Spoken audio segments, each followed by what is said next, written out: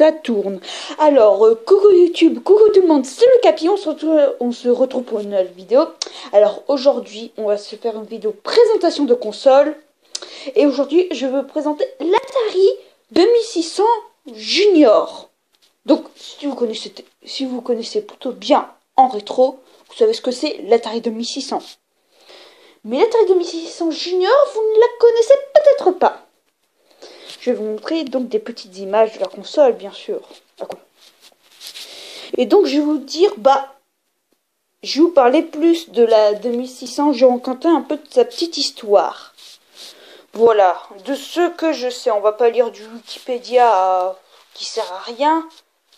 Je vais vous dire ce que moi je pense, ce que je sais. Alors.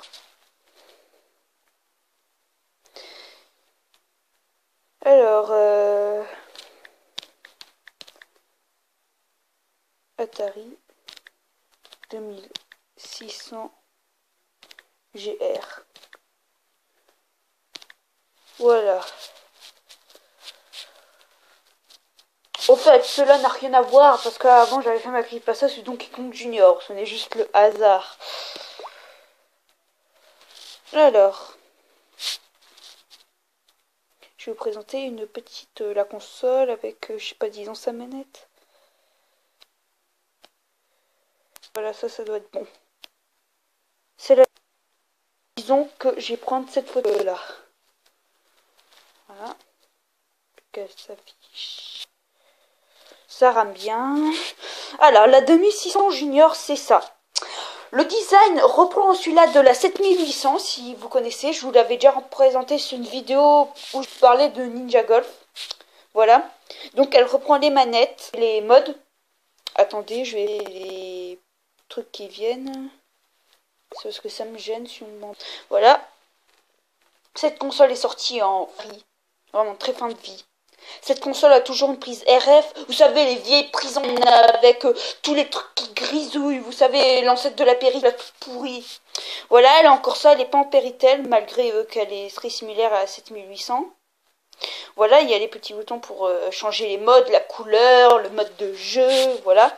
Mais petit truc que je trouve qui sert un peu à rien. La manette 7800 est quand même plus agréable. Mais quand même, à quoi servent les deux boutons? Sur Atari, il n'y en avait qu'un. À part peut-être pour Indiana Jones, où on avait besoin de 2 joysticks. Donc, ouais, non, quoique... ouais, non, ça sert un peu à rien. Voilà, ce truc-là est sorti en fin de vie de l'Atari. Là, je vous montre le modèle européen, parce que les manettes 7800, ils n'avaient pas les mêmes manettes que nous. Nous, on a une manette bien, joystick tout pourri. Petite anecdote, voilà, eux, ils avaient ça. Petite anecdote, la 7800 en Amérique se branche encore en prise RF et pas en Péritel comme chez nous. Voilà. Voilà, ça c'est encore la 7800, c'est la 2600 Junior. Voilà. Oui, elle est sortie en fin de vie. Qu'est-ce que je pourrais vous dire d'autre? Attendez, j'avais vu un truc d'obsolète Zir, il en parlait. On va aller voir. Ça, au moins, c'est pas du Wikipédia. C'est un bon site, genre des consoles. Genre des consoles, je ne saurais pas vous dire, mais j'ai déjà été sur le site, donc on va aller voir. Bien sûr, si ça veut bien démarrer, ça rame bien. Désolé, je sais pas, c'est super lent. D'habitude, ma tablette n'est pas comme ça. Voilà. Alors, je vais vous lire ce qu'il y a décrit sur le site. Voilà. N'hésitez pas à aller voir la page de vous-même.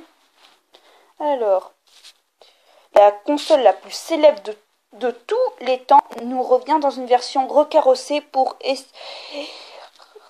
essayer de relancer la carrière d'une machine certes incontournable mais dont les ventes commencent à s'essouffler très sérieusement. La console donc change totalement de look et contraste avec les machines de l'époque sont les ColecoVision ou autres Intellivision. Ces dernières avaient pour habitude de prendre beaucoup de place, même si en réalité leur carte mère n'était pas grosse. Le public s'imaginait qu'une grosse machine était plus puissante, très certainement. Enfin, chez nous, prenez exemple la PC Engine, chez nous elle est toute petite, alors que en Amérique ils ont la TurboGrafx 16, elle est énorme. Voilà.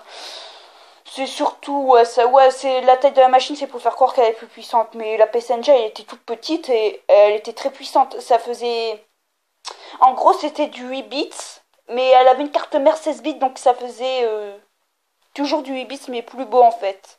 Un peu comme la Master System, mais encore plus puissant qu'une Master System. Alors, sa carte mémoire, voilà, le public, elle était poussée au maximum. Cette notion de place nous représente une console de taille très petite, préférant ce qui sera plus tard les 5200 aux États-Unis seulement. Elle est sortie seulement qu'aux États-Unis et surtout à 7800. Elle sera aussi la dernière version de la VCS Atari 2100. Voilà, elle est vendue. Elle sort en 86. Vous voyez, c'est très tard. La NES était sortie. Même si son design était déjà terminé depuis 1983, répondant aux normes au nom de code de Bonnie. Au départ, la machine ne devait pas être ainsi. Elle fait suite au projet d'Atari qui devait sortir une console à bas prix avec des jeux et des manettes inclus dans la console détachable sur les comme sur les premiers points. Finalement, le projet fut abandonné et le seul design général fut gardé. On y ajouta un port cartouche, les manettes détachables et ont eu ainsi la console que nous connaissions. À noter que le junior signifiait que la console était axée sur les plus jeunes. Ah ok. Un peu comme la PS1 de Sony qui fait suite à la PlayStation. L'idée d'Atari est donc donner d'autres idées. Par contre, un nouveau processeur permet d'avoir des graphismes un peu meilleurs. Ah. Notamment au niveau des dégradés de certains jeux. Ah, cette console ne sert pas à rien, vous voyez. Elle améliore un peu les graphismes. La console était livrée avec un câble antenne, voilà, je vous l'avais dit, et pour brancher sur la télévision et non la Péritel, ce qui aurait pu être bien pratique, parce que la 7800 était branchée en Péritel, et elle était rétrocompatible sans adaptateur avec les jeux de 1600, donc voilà, autant sachez une 7800, t'as une plus grosse, t'as toute la ludothèque de 1600, plus la toute nouvelle ludothèque 7800, quand même. Ouais, ou une époque, ce genre de frise était devenu incontournable, très courant. Voilà, la prise Péritel, c'était la norme. Il paraît qu'il existe des versions en prise Péritel. Ah, ok. Dans tout le cas, une manip permet d'en adapter une sur sa console, ok. Alors voilà, on a le microprocesseur, la mémoire vive, les couleurs, le son, et le prix d'origine qui était de 1700 francs. Je ne connais pas les conversions en francs. Ce n'est pas mon fort, donc vous ferez ça vous-même.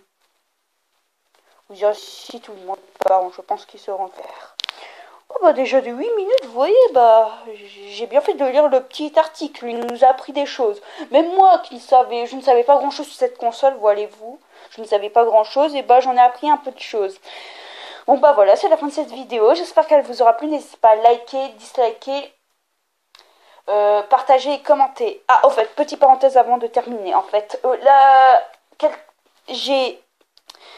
Cléo 2000 a ressorti la clip passée sur Donkey Kong Junior sans photo que j'avais effacée, ne sachant pas inutile, mais elle a remis, parce qu'en fait ça peut sembler peut-être utile pour les gens qui veulent une version sans photo. Voilà, avec le montage de base en fait. En fait, le montage de ces deux creepypastas n'ont pas été faits par moi, mais Cléo 2000, donc je la remercie grandement. Voilà, bon là on va terminer pour du bon cette vidéo. Allez, au revoir YouTube et au revoir tout le monde.